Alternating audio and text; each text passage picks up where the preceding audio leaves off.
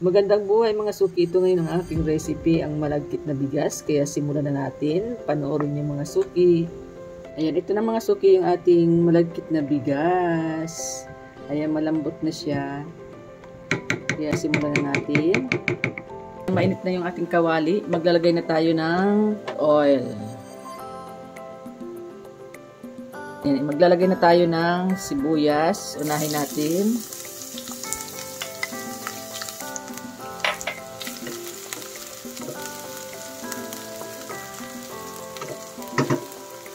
Sunod naman natin yung ating bawang.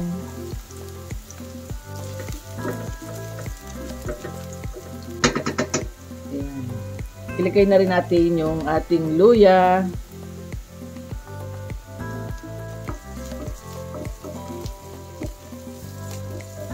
Ayan, maglalagay din tayo ng paminta.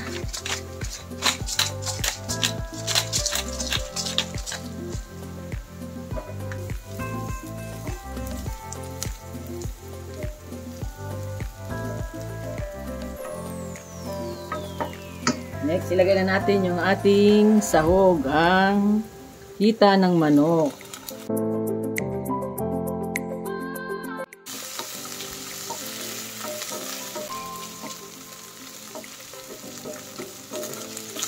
Yan, ang bang na. Next, ilalagay na natin mga suki yung ating carrots. Ayan. Ilalagay tayo ng konting gulay.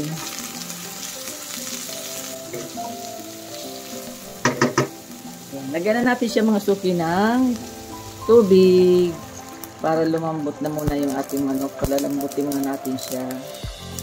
Ayan. Ayan. Lagyan natin siya ng fish sauce. Ayan. Ito yung ating gagawin na pampalasa. Ayan. Takpan muna natin siya mga suki. Tingnan na natin mga suki. Ayan, medyo luto na yung ating hita ng manok.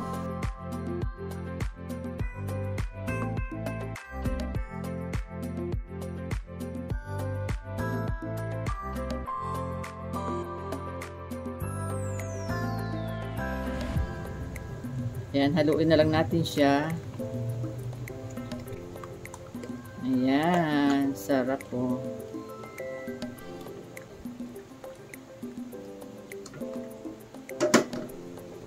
Ayan, lalagyan natin siya mga suki ng turmeric powder para magkaroon siya ng kulay. Ayan. Lagyan natin konti lang. Ayan.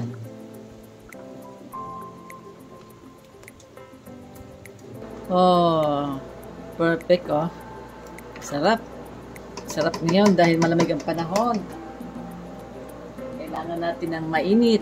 Ayan, luto na siya mga suki. Pwede na natin siyang ahonin. Ayan. Unahin natin yung ating chicken leg. Oops. Ayan.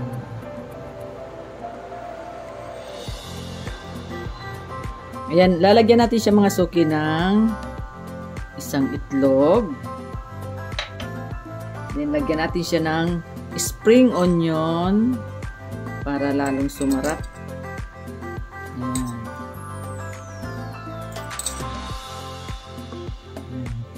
Lagyan natin siya ng fried garlic. Ayan, sa ibabaw.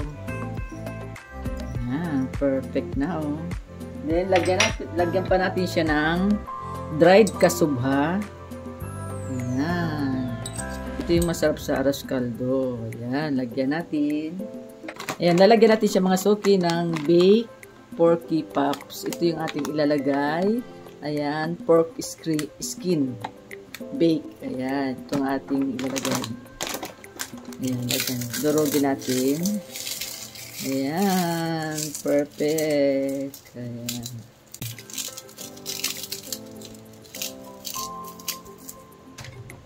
Ayan. Ito na mga suki ang aking vlog for today. Ang chicken arroz caldo with baked porky pops. Ayan. Maraming salamat po sa lahat ng mga nanood. God bless po. Bye-bye. Ingat po kayo. Kain na po tayo. Ayan. Perfect. Oh, sarap. Oh.